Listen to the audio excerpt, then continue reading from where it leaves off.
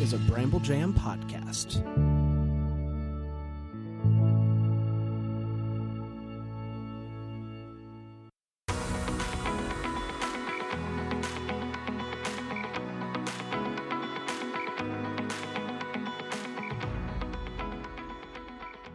Welcome to Girls Gone Hallmark, a Hallmark review podcast. I'm Megan, and I'm a longtime Hallmark fan. I'm Wendy. I'm a former Hallmark hater. Today, we are discussing A Sweet Holiday Romance, which originally aired on the Hallmark Channel on Saturday, December 13th, and is currently available to stream on Hallmark Plus.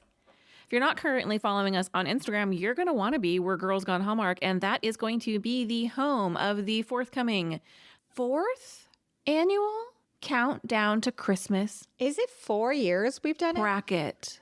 4? I think so. Because you're I right. think of the Russell Hayne line of it all. Yeah. We had In Merry Measure, then the Santa Summit, and then we had Russell Hayne line Palooza last year. Yeah. The 4th annual Countdown to Christmas bracket will be dropping January 2nd on our Instagram. Hang out with us over there.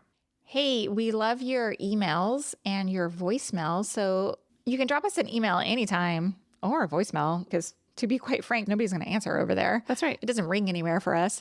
You can call us at 949-329-8090. Leave us your thoughts on Countdown to Christmas as a whole, this movie, what's to come in January.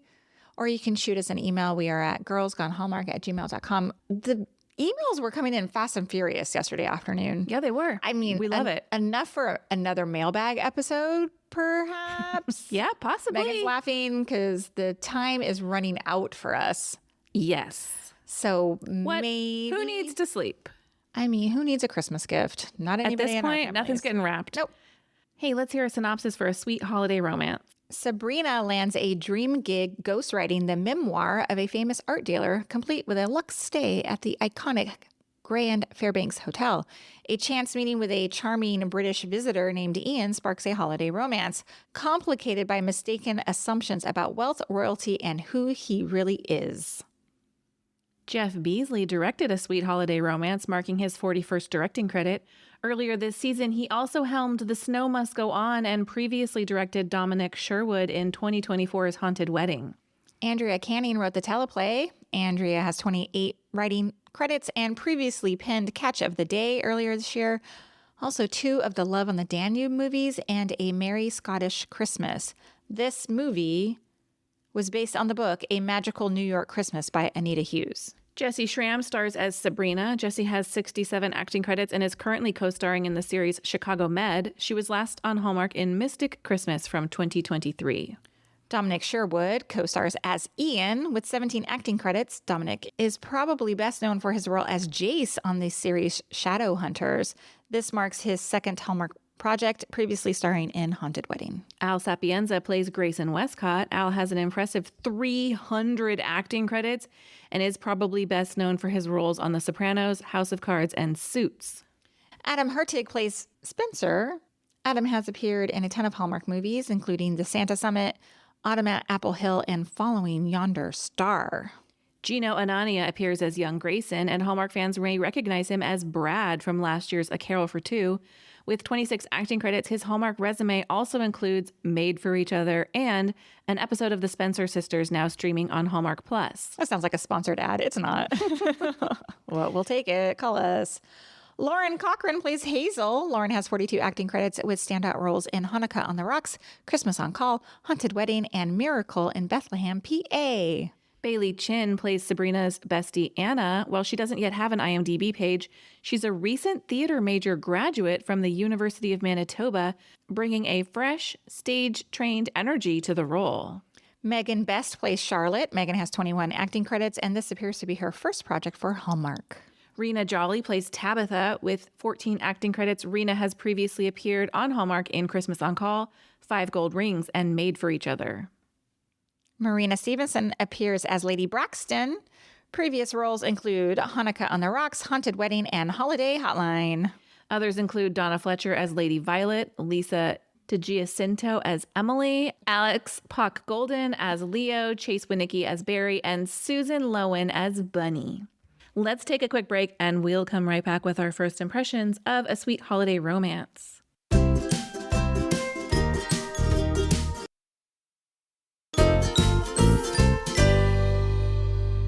Hey, Wendy, what is your first impression of a sweet holiday romance? I'd like to formally submit Jesse Schramm for immediate induction into our Lady Gang. Yes. If you're unfamiliar, our Lady Gang includes Ashley Williams, Lucy Guest, Melissa Peterman, and now Jesse Schramm. That's right. My first impression is if a movie does justice to Christmas in New York, I'm all in, and I am all in on a sweet holiday romance. Let me ask you. Yeah. Because I know when you tried to watch this movie, you said you got pulled in 100 different ways. You couldn't watch it. You were watching it in bits and pieces. Did you get to go back and did. watch the whole thing? I did. Good. Good. Because this was one of my favorites of the year. Same. And I'm ready to fight anybody because I have seen on Reddit and I have seen some IMDb reviews and in our Facebook group, people who did not like this movie. Bring it. I'm like, excuse me? Excuse me? Here's what I liked.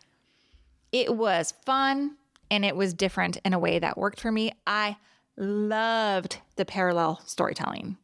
It's beautifully done. Oh my, the way that they made it look vintagey Yes. in the best way possible. Without an actual scene transition. They're in the same room. Yes, I loved it. Grayson's past unfolding alongside Sabrina's present day love story with Ian. And I'm quoting love story. I'm going to talk about it. I didn't think it was super easy to pull off. I thought that it didn't feel gimmicky. It felt very real. Those scenes where we've talked forever about show us, don't tell us. Mm-hmm. And we see the scenes from 30 years ago or whatever more than that. How many years? Was it the 60s? I don't know. It was a long time ago.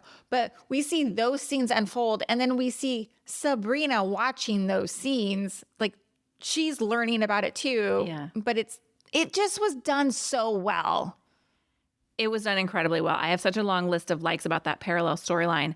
Look, we have young Grayson Westcott as a butler to Hazel Hawley. And I first of all, love Lauren Cochran playing the role of Hazel. Love her. Love her. I need her in more movies. She slipped into that role effortlessly. She embodied that character. Agree. The relationship that Hazel and Grayson have is one of respect and mutual admiration. I love her asking for his opinion on her storylines.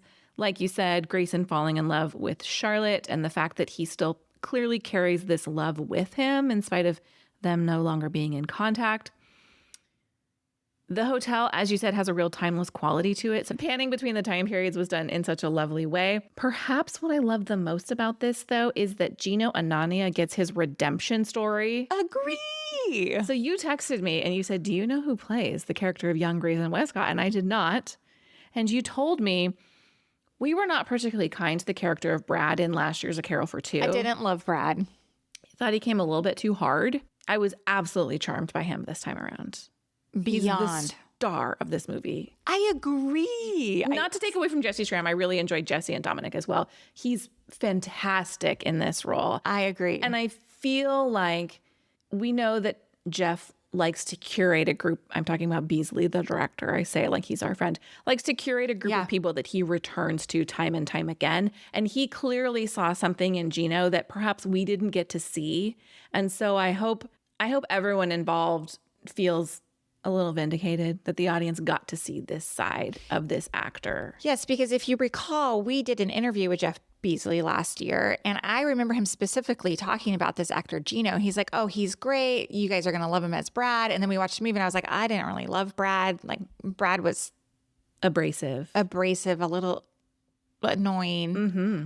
I loved him in this role. Me too. Loved so much that I could have watched a whole movie about these two. I was going to say the same thing. Either a movie about young Grayson and Charlotte or Hazel and young Grayson. Yes. I was like, where's that movie? I loved this movie, but I wanted that movie too. Yes. In the present day, I really enjoyed Sabrina and Grayson's relationship. He treated her as an equal. He was invested in her life just as much as she was invested in him. The character of Grayson was incredibly well fleshed out. Yeah.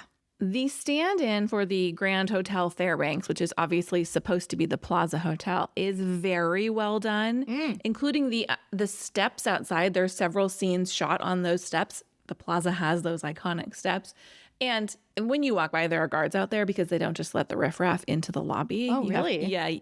Perhaps during downtimes you can go in, but there's often a group of people out there trying to charm their way in, and they may have hours that they let you in or you have a reservation, but they don't just let anybody come in and walk through the lobby. Oh, that's interesting. In fact, when we were there last month, we were walking by and there was a woman arguing with the guard because her daughter was turning 18, and he was like, if I let you in, I have to let everybody in. He's like, there's a whole crowd of people that want to come in. Anyway, wow. It's a whole thing, but the steps, it landed for me, as well as some of the other iconic New York scenes. It feels like Christmas in New York throughout this movie. Jeff Beasley does New York so well. Mm-hmm. Always. Did you love Dominic Sherwood? I loved. So I love that we get his accent in this movie. Right? I found him super charming, easily likable. I really enjoyed his dynamic with Lord Braxton as his handler, basically, because Lord Braxton is A wild off card. the rails. Yeah. He's like Mr. Gigolo. I don't know. I mean, that's kind of a random old-timey word, but, he's kind of... what is the word I'm looking for? Like, wild card, like you said. Yeah. It was fun to watch that. Mm-hmm. It didn't get too hijinksy for me at all. I thought there was a lot of humor, and I enjoyed watching it. I also really enjoyed Jesse and Dominic together as a pair. I thought they had a really great, playful, natural chemistry. They had great dialogue that had this quippy rhythm, which speaks to my soul. Right. I loved it. I love their meet cute in the hotel bar. Oh, that exact wording is in my notes. I just thought it was so good. I thought they were great together. I really enjoyed their chemistry as well. To build on what you said, when they have that dance and they almost kiss, and then she comes back and they do kiss. It was great. I also loved when they're going on a date and Sabrina comes out slightly overdressed and she says, I'm going to go change. And he says, don't you dare. And there's a callback to that don't you dare later in the movie. They had really nice chemistry, as much as their relationship wasn't necessarily the one I was rooting for the most, and we'll talk about it, but they were really nice together. And this movie is a little bit about the mistaken identity of a royal. I like how we flip that trope on its head a little bit, because typically we have the royal pretending to be your average Joe. Right. And in this case, nobody was pretending. It was mistaken identity. But I like that we flip it the other way. Often those royal storylines don't land for me because they're trying to paint this fish out of water. I don't know how to function in a world that is not royal. And because we weren't trying to do any of that, this worked. I agree. I just have one more Okay. like. I loved Sabrina's world. She's a working writer, basically. She's working in this coffee shop, but she's also a writer. I loved her friends. When they go to that party and there's one of her guy friends, like, let's take a selfie. All of it, like, it felt very believable. I just loved it so much of, like, these, I would say, early 30-year-olds in the city. Hustling to make it. It was just so enjoyable to watch. Now I do have some wishes. And this is going to be the biggest one, and I know you're going to agree, but Sabrina getting mad at Ian does not work for me in this movie. He never lied to her. Agree. The conflict is overblown for me. Her reaction does not fit the scenario here. Correct. The turn and leaving, and you're not him. Like, I feel duped. He never lied to you. He never said. No. Now, She did should feel he- embarrassed? Yeah. But not angry. I wrote down in my notes, this fallout could have leaned more into, oh, now I feel awkward or embarrassed for assuming you were this and not that, versus I feel betrayed. Mm-hmm. Yeah, I was like screaming from my couch. Right. Like, I was like, no, he never said anything. Like, now, granted, had he figured it out, he did figure it out. Like, He could have let her in sooner. he could have. And he tried. There were moments like he did try to tell her. And then they were interrupted. And yeah, it's very classic Hallmark in that way. But that was my biggest wish. I have a couple other little ones. That's my biggest wish too. The only other thing I said was there's a little bit too much who's on first for me in terms of the misdirection and the mistaken identity. At some point, it's like, who are all of these people? But it didn't take away from my overall enjoyment of the movie. There were a lot of subplots. Yeah. They all worked mostly, but you got like the family jewels storyline and Ian's reading foundation project. It was kind of all a lot. I do think there could have been some trimming. Like, okay, fine. Let us know why you're here, but we don't need like the whole setup of the jewelry storyline and Ian's reading storyline. I mean, I guess it all comes together in the end, but like it just felt like too much when I wanted more of the Cordelia storyline. Yeah. I wanted more from Hazel and young Grayson. And I thought that's what we were getting because when you read the synopsis of this, obviously it's based on a book and the book references Eloise and that childhood storyline. Right. They couldn't do that here. No. But it seems like a very big part of the movie that doesn't. They could have done more with. I thought so. Yeah. We're telling a lot of stories in 80 minutes. Yeah. Yeah, exactly. I had a hard time understanding the significance of Grayson's memoir. Like, why is he getting a memoir? Like, why is he a big deal? She says something to him in the beginning, like, you're one of the most preeminent somethings that sets it up. But other than that, it's just a way to bring them all together in the same place. I get that, but I was like, maybe make it, I don't know. Because we don't talk a lot about his present day. It's all past. Exactly. Exactly. And my other wish that goes for that, for Sabrina, who is under this massive NDA, she's sure spending a lot of time in public with the guy that she is ghostwriting a memoir for. When Ian knows that she is ghostwriting for somebody significant, Ian never goes, who's that dude you're hanging out with so much in this hotel? Like, who's that guy? Yeah, kind of like talking to ghosts and people, nobody ever says, who are you talking to? Exactly. Yeah. Exactly. That's it for me. Well, I only have one. Did you see that? I got a couple. In spite of watching. So for me, there's a scene where they're on the street and Ian and Sabrina are almost run down by a pedicab. The pedicab is driven by a man in a reindeer suit, which is absolutely a callback to the Santa Summit, which was, of course, directed by Jeff Beasley. That role was played by Erica Tuvley. I did DM Eric to ask if he stopped by because this was filmed in Winnipeg, which is where Eric lives. Eric hasn't gotten back to you? He did not respond. That would have been great, actually.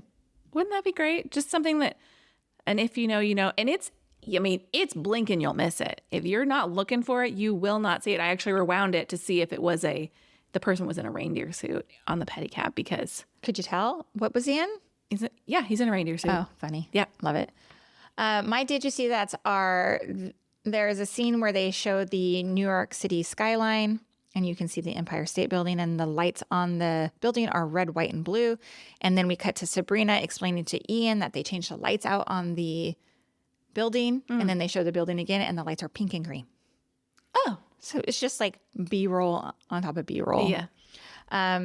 When they go to the library and the kids are decorating gingerbread houses, you see these kids working on these houses and the icing is so professionally done on these gingerbread houses.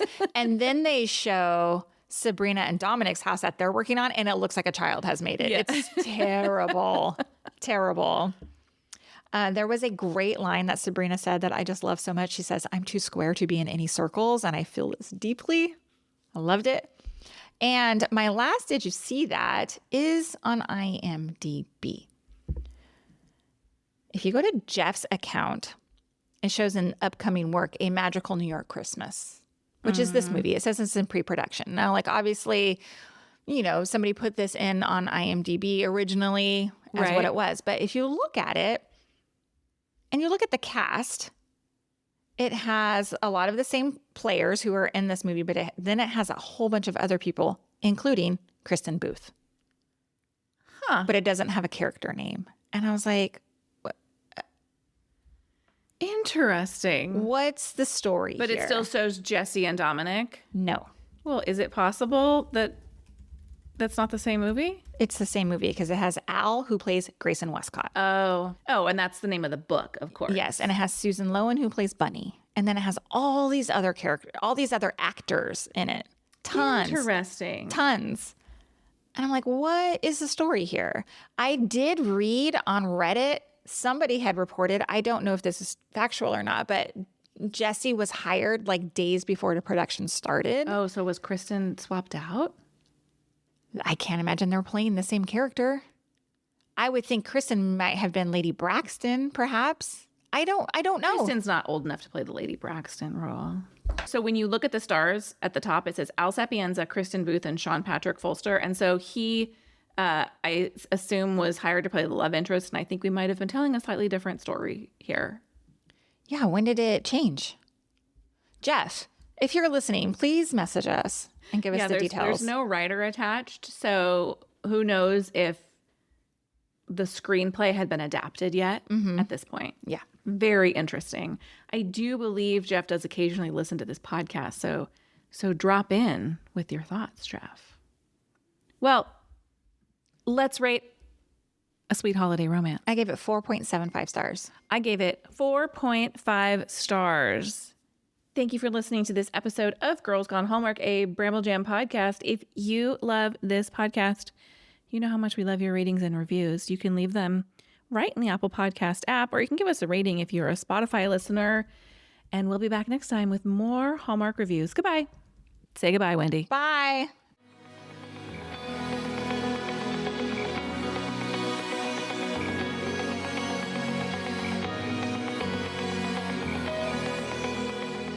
All right, friends, before we go, just a quick heads up. You're about to hear some ads. These little gems help us keep the show running and the Hallmark love flowing. So do with that info what you will. Grab a snack, hit the skip button, or maybe, just maybe, listen in and discover your new favorite product. Bye.